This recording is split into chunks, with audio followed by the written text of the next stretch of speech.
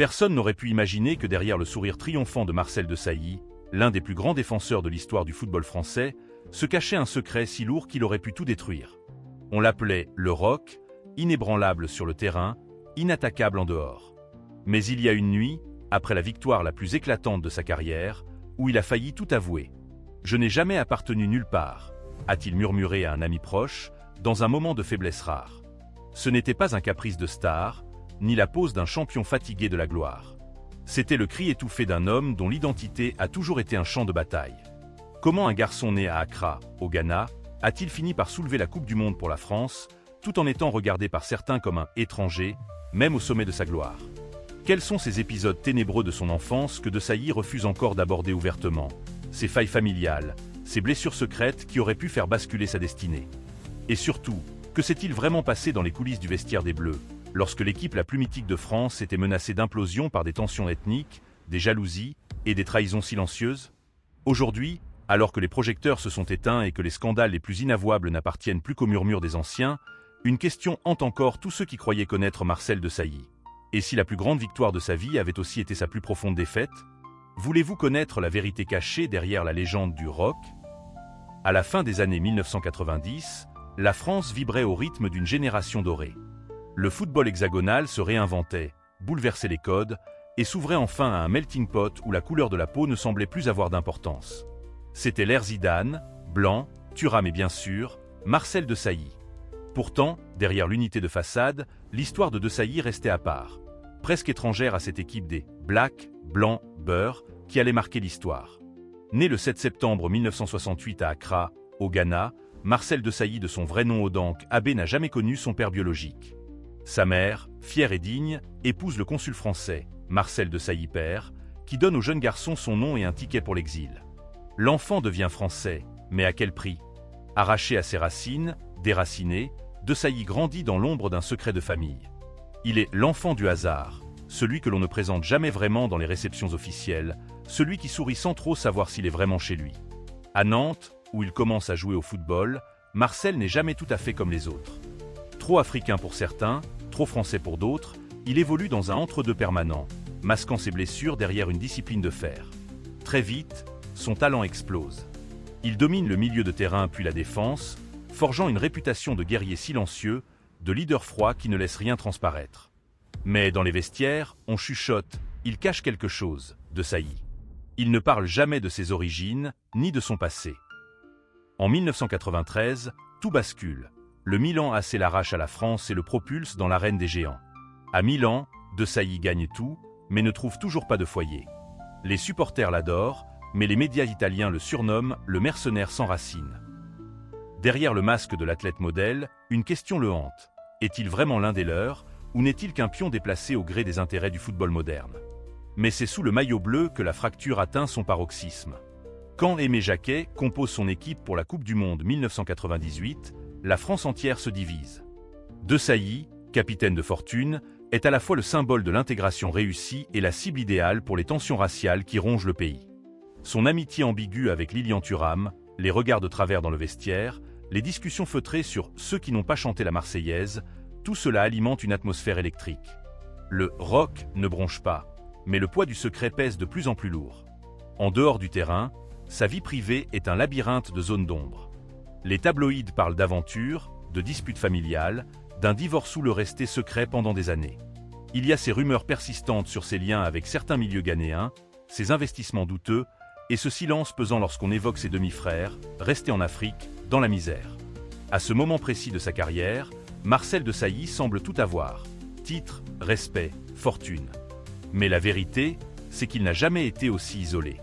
Je suis le capitaine d'une équipe qui ne m'a jamais totalement accepté, confiera-t-il plus tard, d'une voix étranglée. Derrière les sourires des podiums, Desailly se bat, chaque jour, pour prouver qu'il appartient vraiment à ce monde qui le regarde parfois comme un imposteur. Ainsi commence la véritable histoire de Marcel Desailly, une histoire où la gloire n'efface pas les failles, où la force cache des faiblesses inavouées, et où le plus grand scandale n'est peut-être pas celui qu'on croit. Tout commence dans la douceur trompeuse de Nantes, où le jeune Marcel, encore adolescent, est repéré pour son sens du placement, sa lecture du jeu hors norme, mais surtout pour cette froideur presque inquiétante sur le terrain. Il grimpe les échelons à une vitesse vertigineuse, intègre l'équipe première, puis la sélection nationale espoir. Pourtant, dès ses débuts, une étrange rumeur circule. Desailly serait trop mature pour son âge, distant avec ses coéquipiers. On parle d'un garçon fermé, qui ne s'ouvre à personne, pas même aux journalistes. En 1992, il rejoint l'Olympique de Marseille, où il est confronté à la face la plus sombre du football français. À peine débarqué, il est témoin d'affaires de matchs truqués, de tensions dans les vestiaires, de rivalités internes qui frisent le sabotage. À cette époque, l'EM est un volcan prêt à exploser. Desailly assiste à l'effondrement de l'institution, voit ses coéquipiers traînés dans la boue par la justice, tandis que lui, dans l'ombre, s'impose comme un leader discret mais indiscutable. Le Milan AC, flairant le génie, le recrute en 1993. Là-bas, il connaît la gloire. Champion d'Italie, vainqueur de la Ligue des Champions, mais la presse italienne ne le ménage pas. Français d'opportunité, Ghanéen de sang, titrent certains journaux, sous-entendant qu'il n'appartient à personne, qu'il n'est qu'un mercenaire. Marcel encaisse sans broncher, mais la solitude s'installe. Il se rapproche d'autres joueurs étrangers, partage des nuits blanches à refaire le monde dans des hôtels luxueux, tout en gardant ses propres démons pour lui. En équipe de France, le malaise atteint son apogée.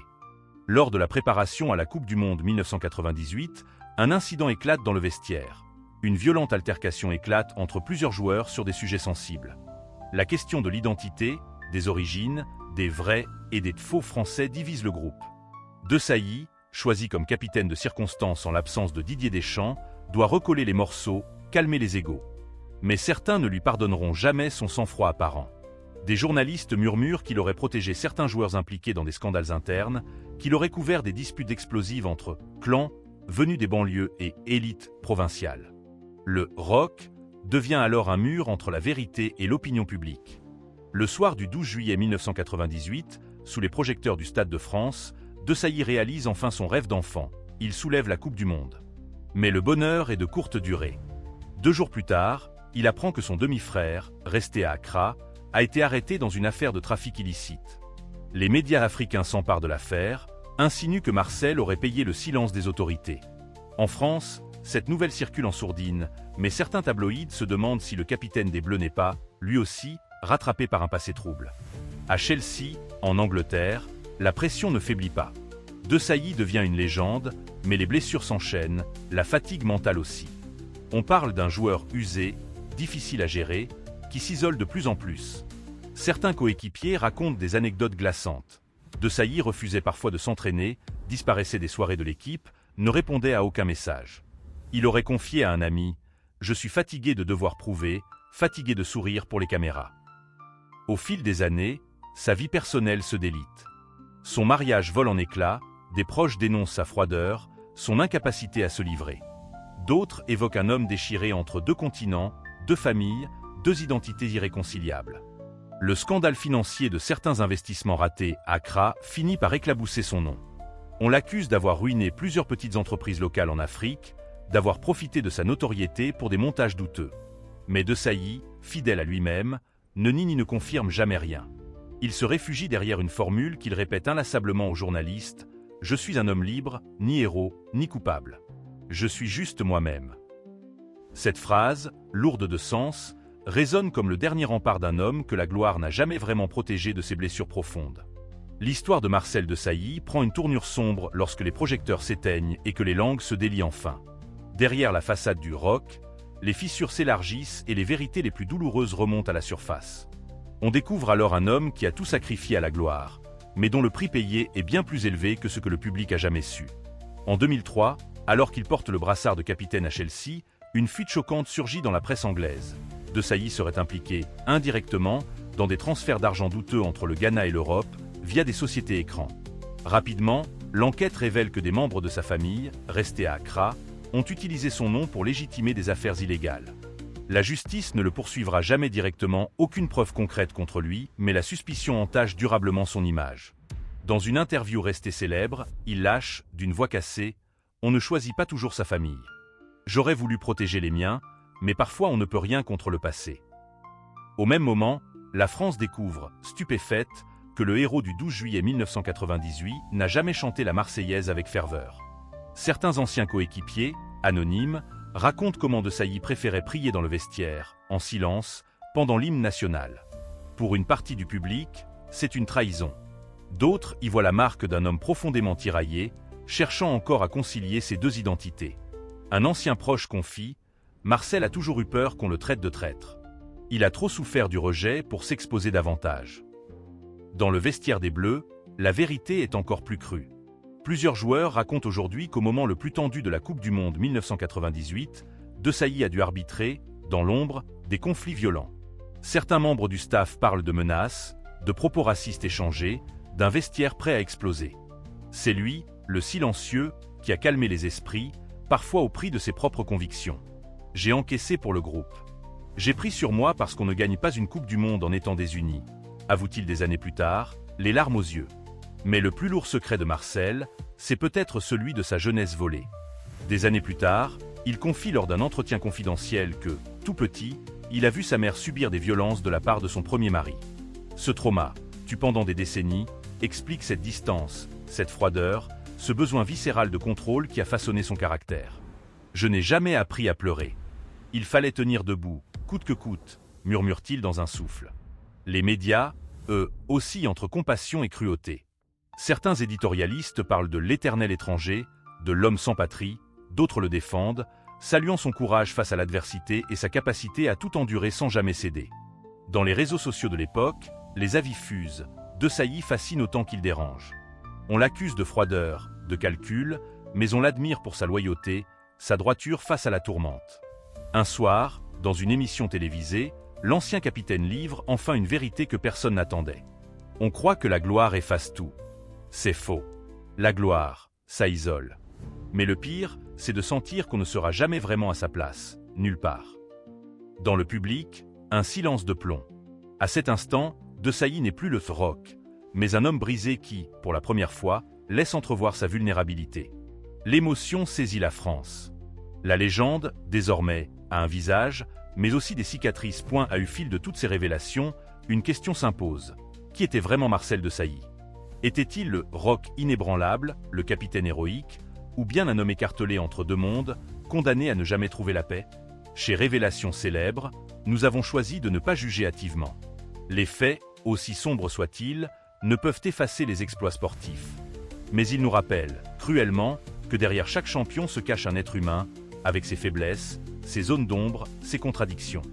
Certains diront que Desailly a profité du système, qu'il a su tirer parti de sa double identité pour se forger une légende à cheval entre la France et l'Afrique.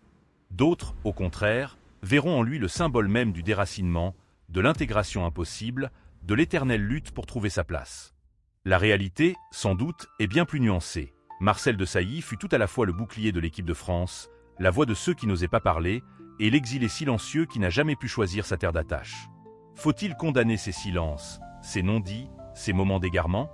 Ou doit-on admirer sa force, sa capacité à encaisser, à toujours se relever malgré la tempête?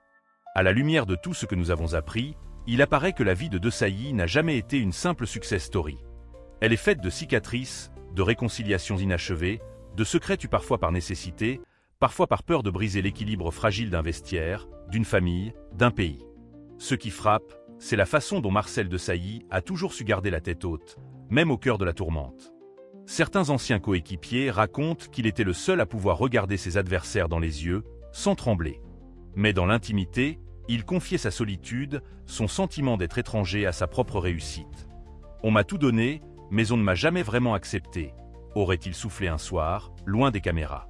Notre chaîne souhaite aussi entendre votre voix. À vous qui avez grandi avec les exploits des Bleus, à vous qui avez vibré lors de cette nuit de juillet 1998, à vous qui connaissez la douleur du déracinement ou de la différence.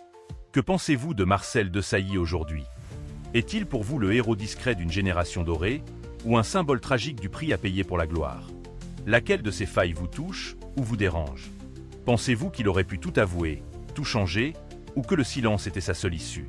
Chez Révélation célèbre, nous croyons que les grandes légendes ne se mesurent pas seulement à leurs trophées, mais à leur humanité, à leur capacité à traverser les tempêtes sans jamais céder à la haine ou à l'amertume.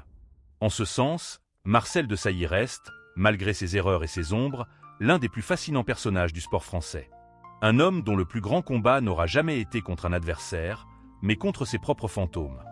Et vous, quelle trace Desailly a-t-il laissé dans votre mémoire? Vos souvenirs rejoignent-ils la version officielle, ou bien l'histoire secrète d'un homme qui a tout donné, sans jamais vraiment recevoir en retour?